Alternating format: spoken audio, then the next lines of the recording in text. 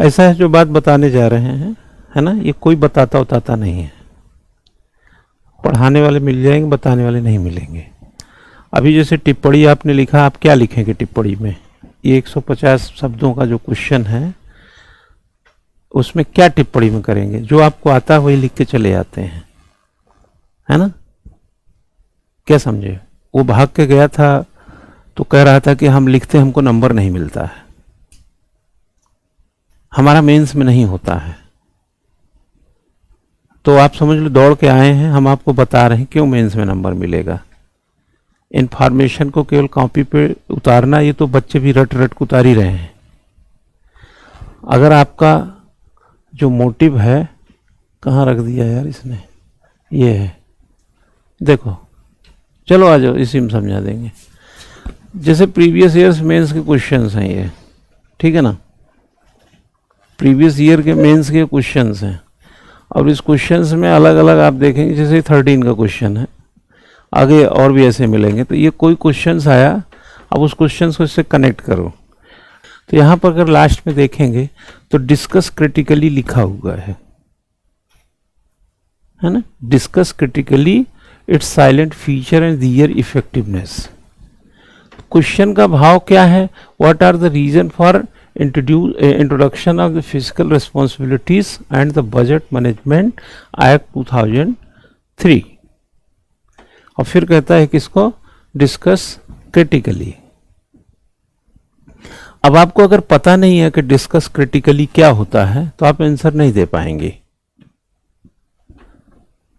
कुछ समझे? आप ये तो लिख देंगे, ये जो पढ़ेंगे तो ये लिख देंगे, physical responsibility and budget management यानी FRBM एक्ट 2003 लिख देंगे। वैसे तो इसकी भी जानकारी नहीं होती कई लोगों को, लेकिन मान लो जानकारी भी है तो यह चीज तो लिख देंगे। लेकिन जो ये बात कर रहा है, डिस्कस क्रिटिकली क्यों बोला? केवल डिस्कस करके छोड़ देता, कमेंट करके छोड़ देता, एनालाइज कीजिए कर देता, प्रकाश डालिए कर देता, परीक्षण कीजिए एग्जामिन करने के लिए बोल देता। जो अलग अलग शब्द हैं उसको जो है वो वहां पर डेवलप कर देता।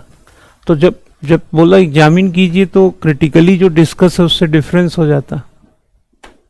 क्यों? रिव्यू कीजिए, ऐसा भी तो लिख सकता था ना। समीक्षा कीजिए, अगर एग्जामिन बोलता तो परीक्षण कीजिए कह देता।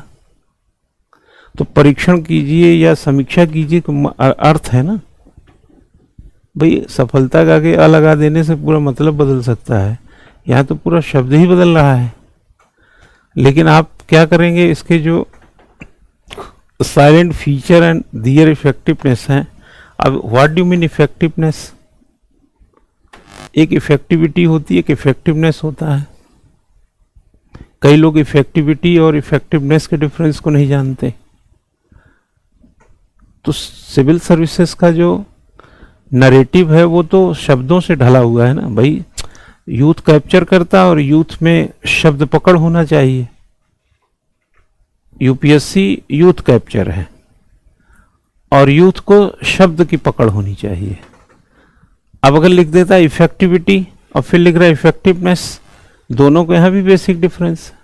एक प्रभावशीलता की बात किया जाए, एक प्रभावकारिता की बात की जाए। क्यों? तो ये जो बेसिक सब, अब आपको तो एक जो मतलब जनरल फॉर्म में क्या करता है लड़का, उसमें आधे लड़के तो ऐसे ही लिख के चले जाते हैं जो इसके बेसिक प्रोसेस को या डिफरेंसेस को डेवलप नहीं कर पाते हैं। तो discuss critically its salient feature, इसकी जो एक प्रकार से विशेषता है आपको बताना है इसकी, और जो इसका इफेक्टिवनेस है बताना है। तो आप बताएंगे कैसे? तो आप क्या करेंगे, ये लिखेंगे, जैसे असाइनमेंट भी लिखते हैं तो लिख के वो लाते हैं जो आपको पता है, जो पूछा है वो थोड़ी लिखते हैं।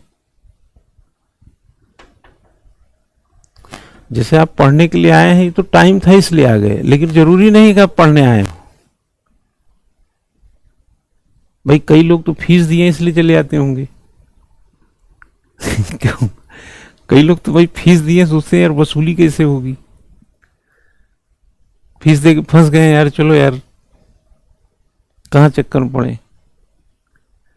तो उनके यहाँ आने और जो सिविल सर्विसेज को क्रैक करने आए हैं, फिर बेसिक डिफरेंस हो जाएगा ना। कई लोग तो 12 लाख पे फॉर्म ऐसे भर देते हैं कि निकला हुआ था, लेकिन कुछ उसमें ऐसे हैं कि निकलने से पहले 1.5 साल से लगे हैं। तो उनके और आप में मतलब जो ऐसा होगा, अंतर होगा ना। कई पढ़ते समय घड़ी देखते होंगे, कई ऐसे हैं कि जब तक क्लास खत्म ना हो हम उठेंगे ही नहीं, उसके बाद भी कुछ जरूरत है तो नहीं उठेंगे। तो अलग अलग टाइप के लोग हैं ना। तो वैसे इन टाइप के साथ चीजों को, फीचर्स को अलग अलग करना, उसी तरीके से क्वेश्चंस के अलग अलग फीचर्स हैं। इसमें आया क्रिटिकली डिस्कस कर दो,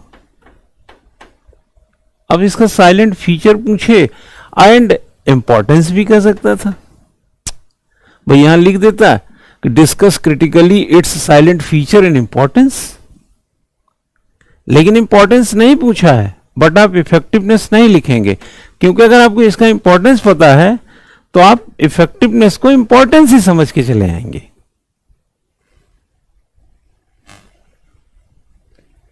राई का पत्ता और पालक में जिसको पता ही नहीं है दोनों में, तो राई को पालक समझ सकता, पालक को राई समझ सकता है, लेकिन उसको पकाने में, उसको बनाने में जो उसका बेसिक फिनोमेना है वो डिफरेंट हो जाएगा, स्वाद डिफरेंट हो जाएगा। आपको कीनू आता और संतरा आता है, दूर से थोड़ा सा कम ज्यादा अगर वो बड़ा ना होता, मझोला होता, तो लोगों को अंतर ही नहीं स्पष्ट होता। ब्रोकली जो आता है, गोभी, और जो फूल गोभी होता है, कई लोग हो सकता है अंतर न स्थापित कर पाते हैं। पहाड़ी आलू, देसी आलू में बहुत बेसिक डिफरेंस होता है, बट आप हो सकता है आइडिया ना आता हो। कई चावल लंबे होते हैं बट बासमती नहीं होते हैं, लेकिन आपको अगर चावल की पहचान नहीं है तो आप गलती करेंगे। समझ गए क्या बोल रहा हूं मैं? चीनी वह रवेदार भी होती है, थोड़ी मोटी और थोड़ी सी वैसी। गुड़ जाके देखिए, कोई बड़ा सा गोल्डन कलर का होता है, कोई थोड़ा सा ब्लैकिश टाइप का होता है। कौन सा गुड़ कहां बनता है और किस तरीके का है, किस पोजीशन से बनाया गया, उसके डिफरेंसेस होंगे। आ रहा है समझ में? रियल जूस को गिलास में डालिए और जूस को वहीं मशीन से पेर करके गिलास में डाले, दोनों के स्वाद में, दोनों के देखने में डिफरेंस होंगे, बट हैं दोनों जूस ही। उसका नाम लिख रहा है रियल जूस, और जो रियल में बेचता है वो रियल लगाता ही नहीं है। क्रिटिकली डिस्कस कीजिए फीचर और उसके इफेक्टिवनेस को। जो आंखों के सामने दिख रहा है वो रियल नहीं है, और जो बंद पैकेट में वो रियल है। रियलिटी यही है कि जो रियल नहीं है वही रियल बताया जा रहा है, और रियलिटी यह है कि जो रियल है उसे हम रियल कह ही नहीं रहे हैं। तो क्वेश्चन जो सिविल सर्विसेज में रियलिटी में है, क्या विद्यार्थी वहां तक पहुंचा? ये बहुत बड़ा क्वेश्चन है। तो जब आप असाइनमेंट लिखते हैं या आंसर लिखते हैं तो आप शब्दों पर, पहले शब्दों पर, भाई कितना बड़ा सवाल है यार, सवाल तो 2 लाइन में खत्म है। क्या पूछ रहा है? What are the reason of the introduction of physical responsibility and budget management act 2003। अगर इसको हम यहां तक लिखते तो 1 लाइन का सवाल था। ये तो सवाल है, बाकी तो पूछ रहा आप क्या करेंगे। तो आपसे कह रहा है कि discuss critically its salient feature and their effectiveness. आपने साइलेंट फीचर्स एंड इंपॉर्टेंस लिख के चले आए। आपने फीचर्स लिखा, साइलेंट फीचर नहीं लिखा उसका। डिस्कस क्रिटिकली, जो डिस्कशन के बजाय आपने रिव्यू करके चले आए। What do mean discuss? Discuss क्या होता है? चर्चा। आप बोलते हैं ना डिस्कस हो रहा है, चर्चा।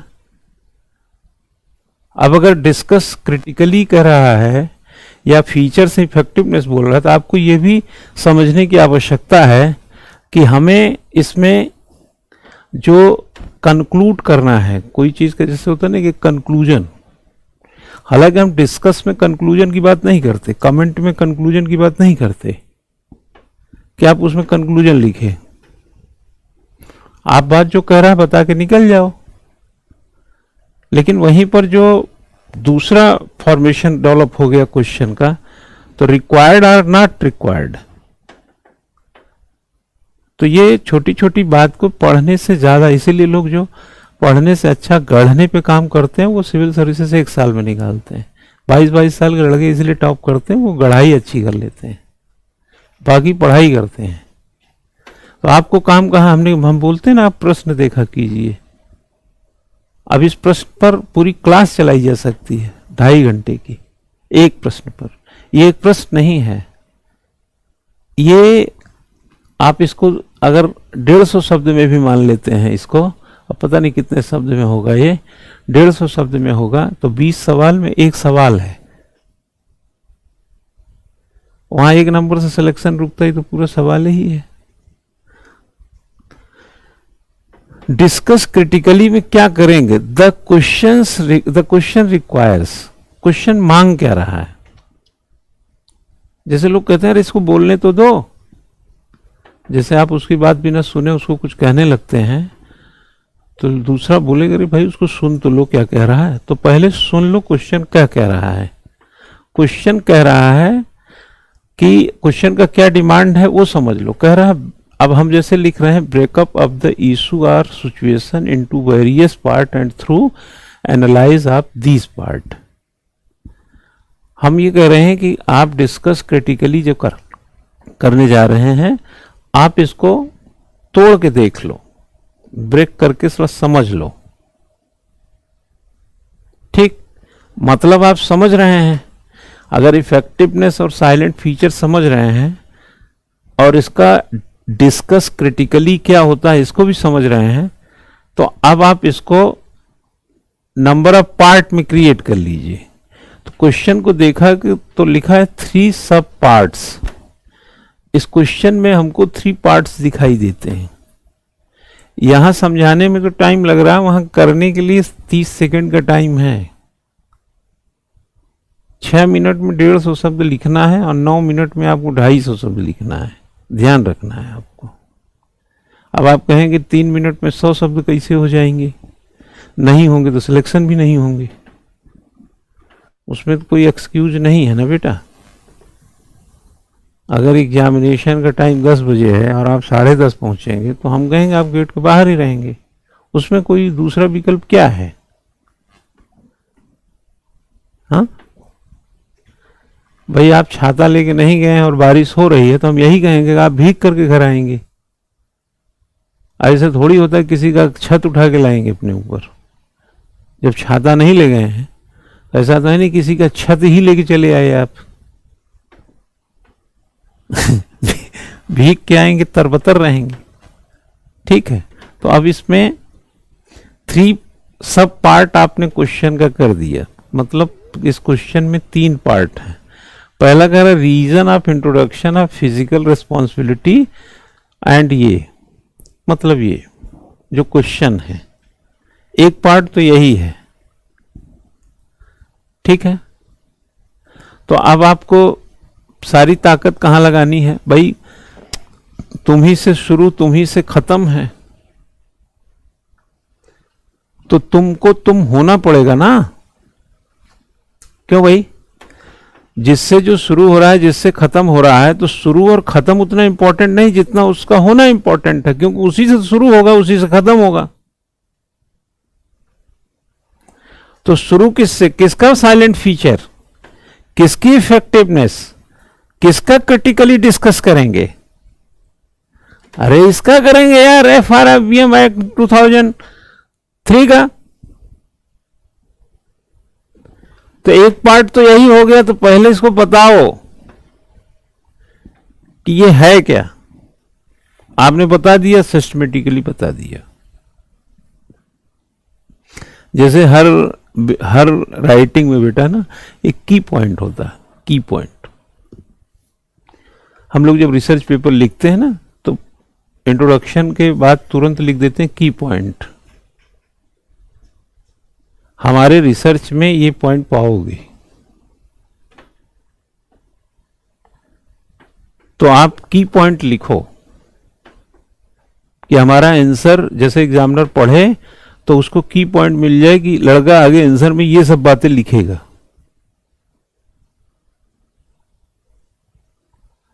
अब की पॉइंट, जैसे आपने कभी सुने होंगे यूट्यूब के लोग कहते हैं कि सर इसमें की पॉइंट होता है तो लोग खोजते हैं।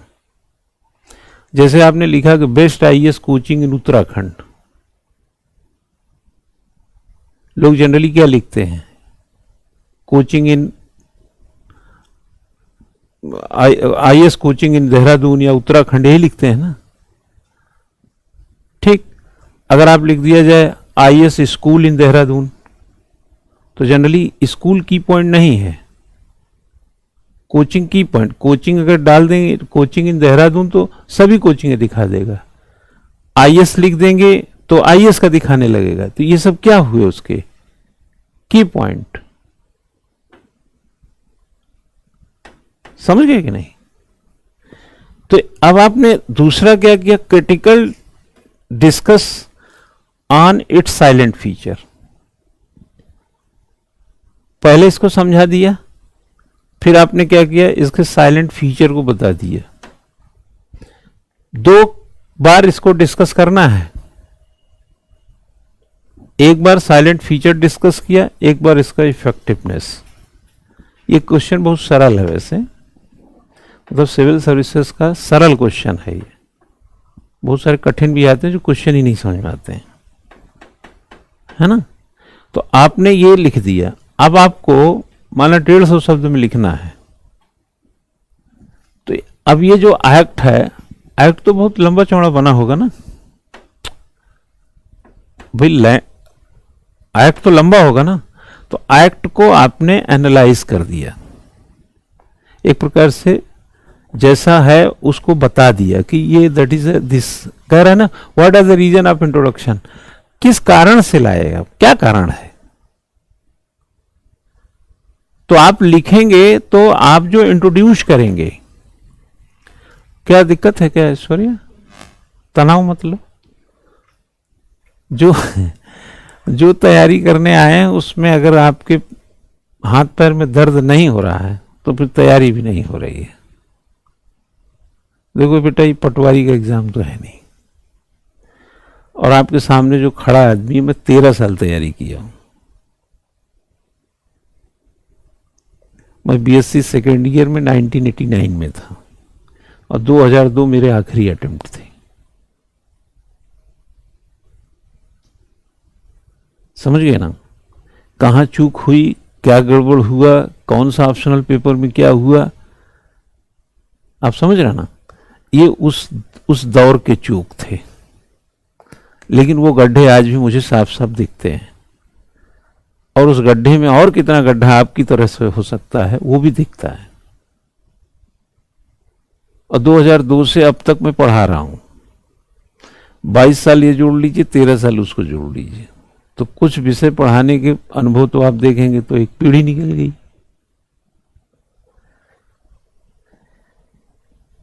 सिलेक्शन क्यों नहीं हुए होंगे? जब हम इतने समझदार थे तो सिलेक्शन क्यों नहीं हुए?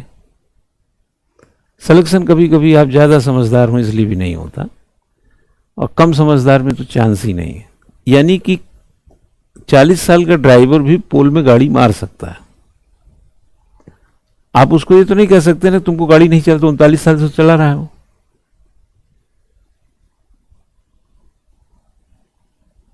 भाई आपसे बहुत सारी चीज पूछा जाए तो आप बता देते हैं, लेकिन नंबर नहीं पाते ना।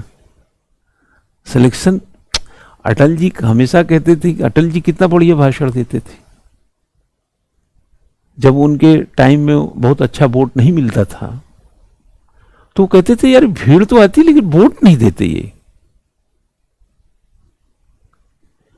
तो भाषण को से इंप्रेस होना अलग बात है, वोट में तब्दील होना अलग बात है। मनमोहन सिंह कभी लोकसभा का चुनाव नहीं लड़े, जबकि उदारीकरण और क्या क्या के लिए वो जाने जाते हैं।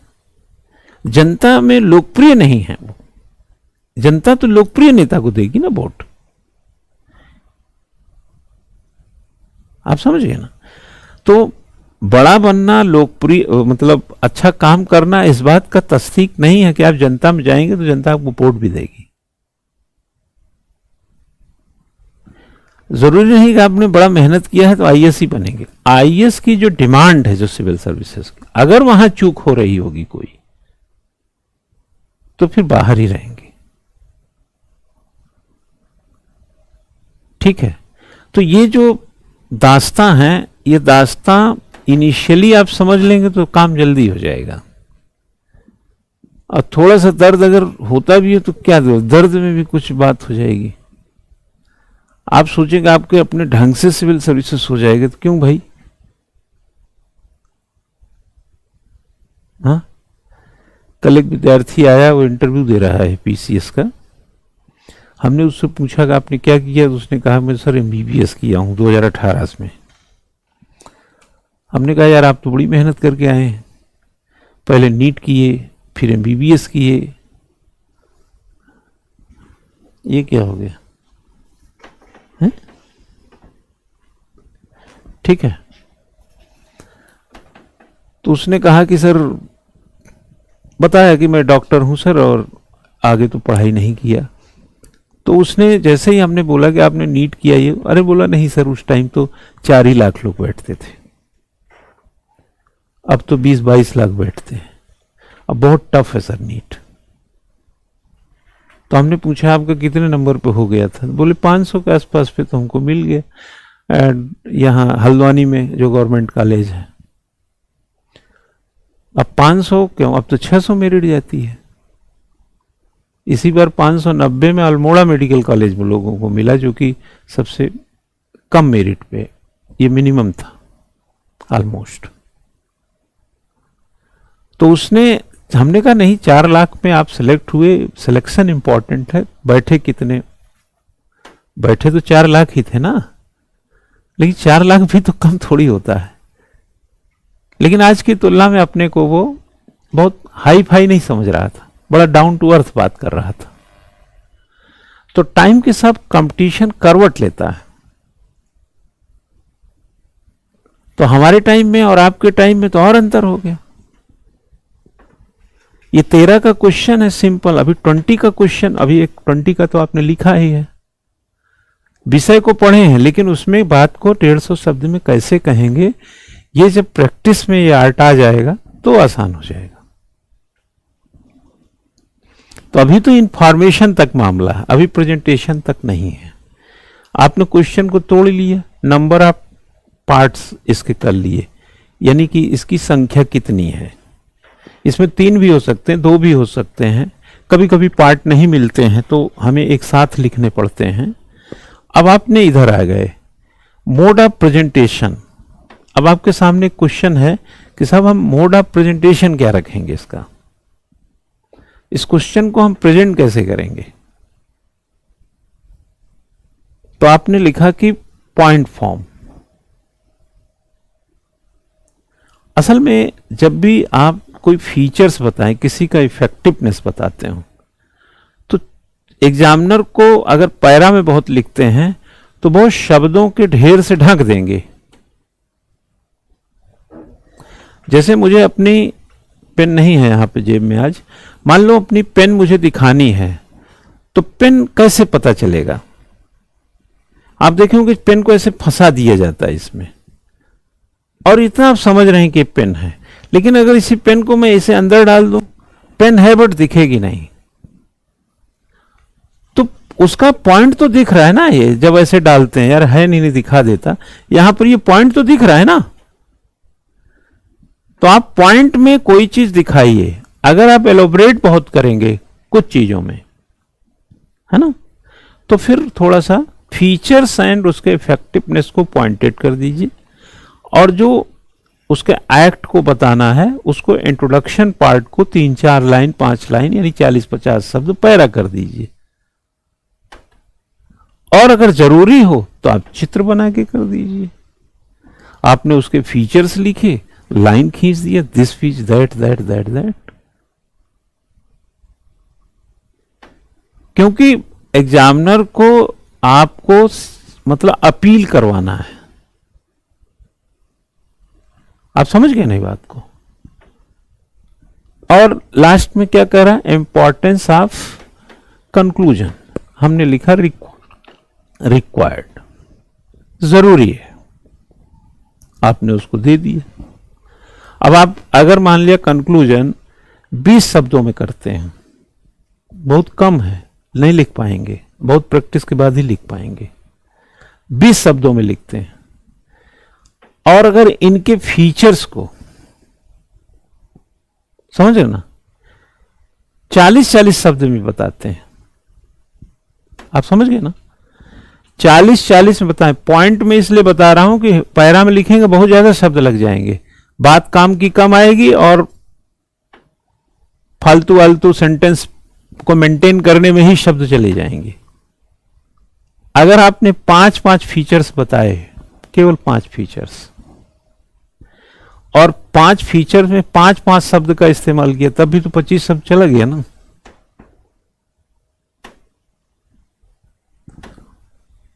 अगर आप इसको तोड़ मरोड़ करके कितना भी कर लें, 40-40 शब्द भी लाए, तो 80 और 20 शब्द यहां था 100। अब 150 में आपके पास 50 शब्द ही तो हुआ इस क्वेश्चन को बताने के लिए। 50 शब्द में बता लेंगे क्या? कभी नहीं।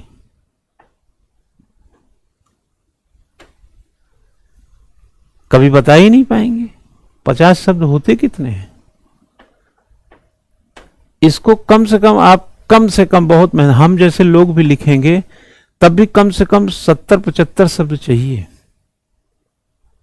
भाई इसकी बात तो बताओगे ना, एक्ट तो बताओ, रीजन पूछ नहीं रहा है। पहले इसको इंट्रोड्यूस करेंगे, फिर इसका रीजन बताएंगे। पहले हम FRBM एक्ट 2003 को कम से कम 2-2.5 लाइन में इंट्रोड्यूस करेंगे। एक लाइन में अमूमन 8-9 शब्द आप लिख देंगे। 20 शब्द तो हम लिख देंगे इसको इंट्रोडक्शन में ही। बचा हुआ 50 शब्द में हम इस एक्ट को रीजन में तब्दील करेंगे कि किस रीजन से लाया गया।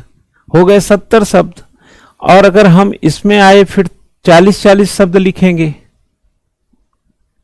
चलो 30-30 लिख देते हैं। 70-30 100 और 30 130, और कंक्लूजन 20 शब्द, एक तब जाके 150 शब्द हुआ। लिखना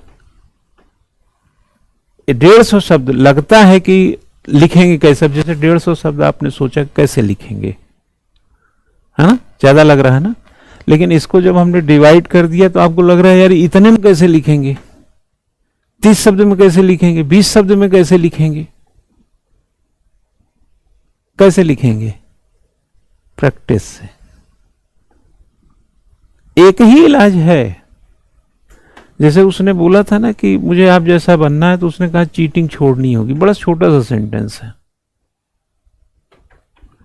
हमारी टैग लाइन ही आपने देखा ही था, क्या है? लिखना जरूरी है। लिखना जरूरी है।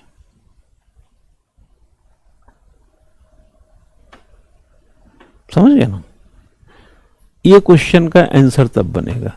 अब आपने ये देखिए, reason for the introduction of fiscal responsibility and budget management act 2003, ये पॉइंट में लिखा है।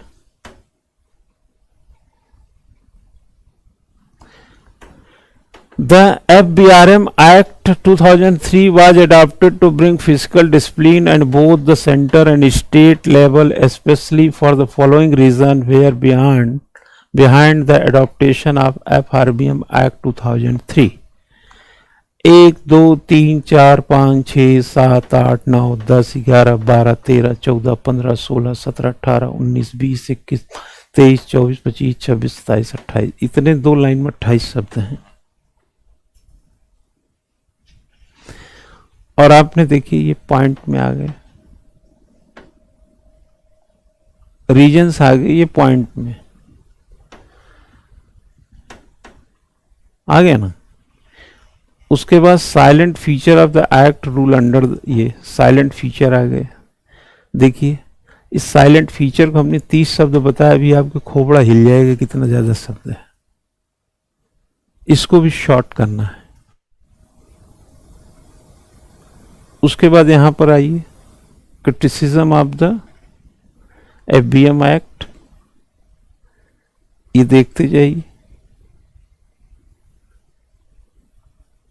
और यहां पर ये कंक्लूजन आया, 1 2 3 4 5 6 7 8 9 10 11 12 13 14 15 16 17 18 19 20 21 22 23 24 25 26 27 28 शब्द लग गए कंक्लूजन में।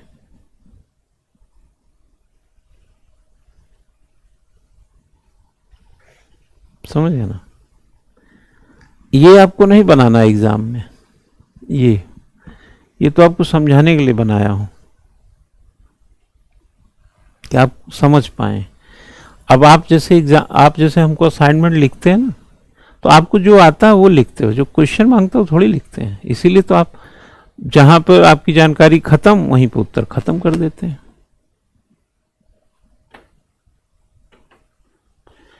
प्रश्न क्या मांग रहा है इस पर कहाँ ध्यान रहता है, आपकी जानकारी तक उत्तर रहता है। और जानकारी अनर्गल भी रहती है, जो कि उत्तर की जरूरत नहीं है, और जानकारी कम भी रहती है क्योंकि उससे ज्यादा जानकारी नहीं है। तो आपको बहुत कसा हुआ, जैसे रेलिंग लगाया होता है ना सीढ़ी का रेलिंग बताता है कि इसके पास सीढ़ी नहीं है, इसी के अंदर चलो। ठीक है, ये भी क्वेश्चन है, ये भी क्वेश्चन है 13 का ही। What is the meaning of the term expenditure, है ना? कह रहा है कि एक्सपेंडिचर जो टर्म है, जो है, उसका क्या मीनिंग होता है। Taking the housing sector as an example, discuss how it influences budgetary policies of the government. 2013 में, मुझे ये उसी सीरियल में होगा तो ये हम 13 का क्यों दिखा रहे हैं, क्योंकि सबसे पहले जो मेंस में चेंज हुआ है वो 13 में ही हुआ है। 13 से सिविल सर्विसेज का नया एग्जाम शुरू हो गया मेंस का, और 2011 से सिविल सर्विसेज में प्रीलिम्स का नया एग्जाम शुरू हुआ।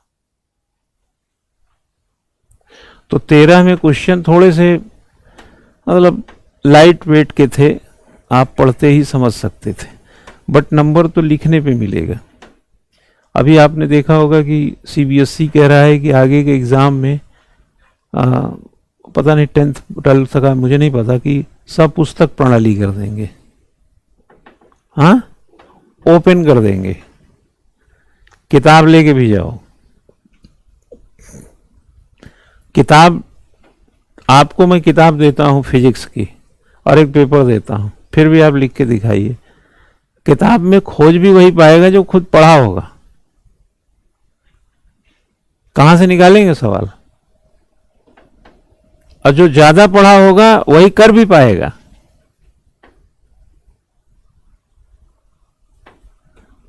तो वो तो और ज्यादा घातक है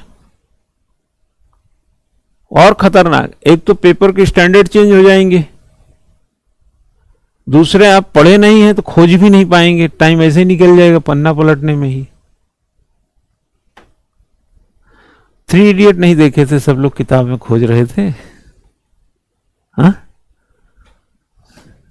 ना, जो पढ़े थे वो था नहीं, वो तो पूरी किताब पलटते रहे, कोई पाया ही नहीं, बस ऐसे ही रहेगा 3 इडियट स्टाइल। कि आपको जो सवाल होगा वो जब किताब ही दे दिया है तो सवाल क्यों हूबहू देगा यार? सवाल का स्टैंडर्ड देगा, उसके साथ कनेक्टिविटी आप खोज के लिखेंगे, और घातक एग्जाम होगा। उसको सरल मत समझिए कि बड़ा खुश हो उछल उछल के खुश। हम कह रहे हैं आपको सिविल सर्विसेज का पेपर हम आज दे दें, कहें घर में लिख के लाना तुम। हाँ, घर में माँ बाप भाई बहन जितने सब मिल के लिख के ले आना, जमा कर देना। UPSC में जनशताब्दी पकड़ जाना, ट्रेन से कॉपी जमा कर देना, तब भी नंबर नहीं मिलेगा। क्वेश्चन मत समझना पड़ेगा ना भाई। क्वेश्चन समझे। आप पिताजी को बोले पिताजी ये क्या होता है, ये टिप्पणी में क्या लिखना है, बोले लिख दो जो आता है।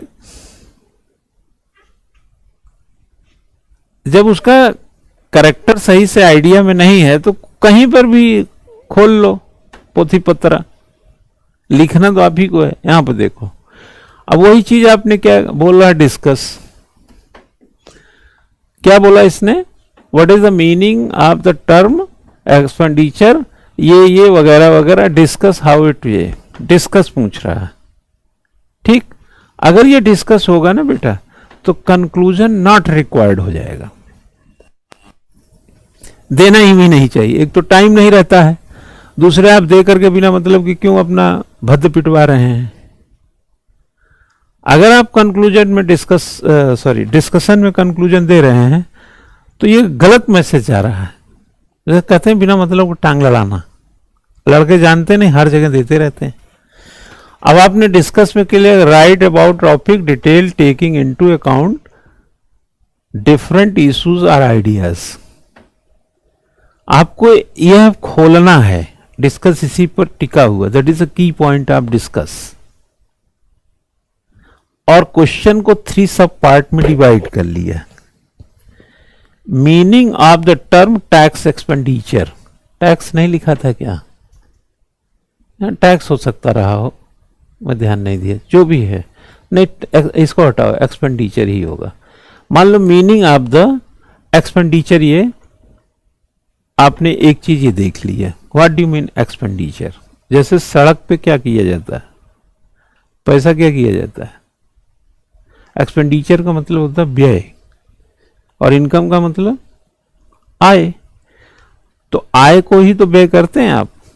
भाई कोई आदमी सैलरी पाता है उसी को व्यय करता है, कोई स्कूटर लेने में व्यय करेगा, कोई खाना खाने में व्यय करता है ना।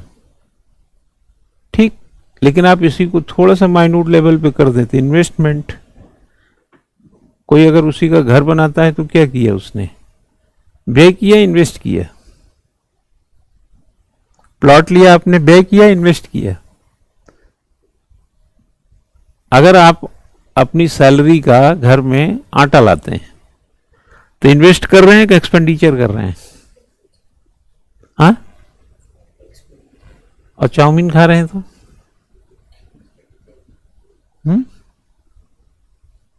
क्यों? जिस एसेट से, वैसे देखा जाए तो जनरली रोटी खाने से ही एनर्जी आती है, काया चलती है, शरीर चलती है, तो भाई इसको इन्वेस्टमेंट भी कह दीजिए तो क्या दिक्कत है। चाउमीन खाने से बीमारी आती है तो व्यय नहीं है, अपव्यय है। इधर देखो, meaning of the term expenditure, उसके बाद कह रहा है example of housing sector. Housing sector का एग्जाम्पल कह रहा है, housing sector policy influence on budget. अरे सरकार कहती है 2 करोड़ घर देंगे, क्या है उसकी हाउसिंग पॉलिसी, है ना उसकी, 2022 तक 2 करोड़ घर भाइयों बहनों। क्या है ये क्या है, बोलते नहीं तो प्राइम मिनिस्टर हमने इतना घर बांटा, है हाउसिंग पॉलिसी तो है उनकी। तो आप बजट में क्या दिखता है, पैसा आया पैसा गया। तो क्या है व्यय पॉलिसी यार, क्या है, what do mean term of ये एक्सपेंडिचर।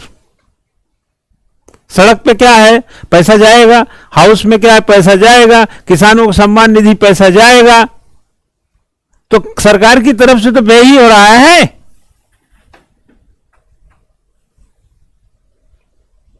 आ रहा समझ में? इधर देखो, maximum of paragraph and point form, थोड़ा दोनों फॉर्म में इसको लिख सकते हैं। Importance, conclusion, not required. ठीक है, ये उसका आंसर है। ठीक, फिर दूसरा आ जाएगा, ऐसे चलता रहेगा चलता रहेगा चलता रहेगा चलता रहेगा। ठीक है ना, ये तो तालाब है बेटा, जितनी देर उसमें रहोगे तो पानी थोड़ी सूख जाएगा। तो आए थे नहाने, सारा पानी सोख लिए, हाँ?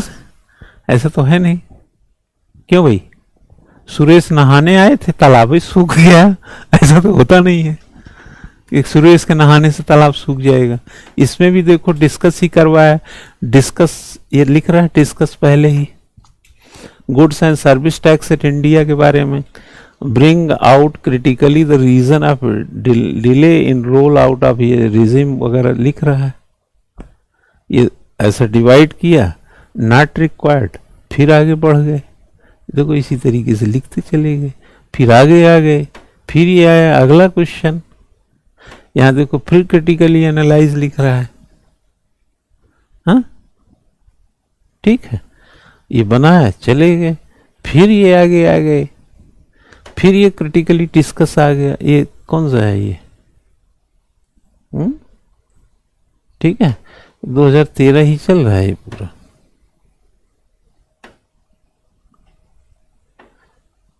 ऐसे 40 प्रकार के प्रश्न होते हैं बच्चा, 40 टाइप। 40 प्रकार के प्रश्नों को सीख लिए जाए, समझ लिए जाए, तो कोई भी सवाल आएगा आप वही बात लिखेंगे जो उसका है। जैसे ये डाइस है, ये कुर्सी, ये टेबल है, तो इसको पहचानना है कि ये डाइस है, ये टेबल है, ये कुर्सी है। वो पढ़ने लिखने क्लासरूम कुर्सी, ऑफिस चेयर है, डिफरेंस हो गया ना। हमने कहा ऑफिस चेयर ले आओ, तुम ये वाली कुर्सी उठा के लिया, कुर्सी तो लाए बट नंबर नहीं मिलेगा। ये आइडेंटिफाई नहीं है आपको, इसका मतलब समझ गया ना। हमने कहा टेबल लाओ, तुम डाइस उठा के लाए, आपको इसका मतलब आइडेंटिफाई नहीं कर पा रहे हैं। यही तो डिफरेंस है, और क्या है, आप समझेगा ना। हमने कहा पिलास लाना, आप पेचकस उठा के लाए। इंस्ट्रूमेंट दोनों हैं, लेकिन आपको आइडिया नहीं है इसका मतलब। तो जब आप पिलास के बजाय पेचकस लाएंगे तो पेचकस को ही तो लिखे होंगे ना, तो प्रश्न ही बदल गया। फिर तो प्रश्न बदल देना चाहिए, पेचकस कर दो तो उत्तर सही हो जाएगा। तो वहां क्यों झंझट मोल लेगा भाई। चर्चा के बजाय आपने विवेचना कर दिया, अब चर्चा हटा दें तो प्रश्न सही है। आपने फीचर्स लिखने थे, आपने इंपॉर्टेंस लिख के चले आए। इफेक्टिवनेस पता था, आपने इंपॉर्टेंस लिख दिया। इसका मतलब इफेक्टिवनेस इंपॉर्टेंस का डिफरेंस आपको नहीं पता है।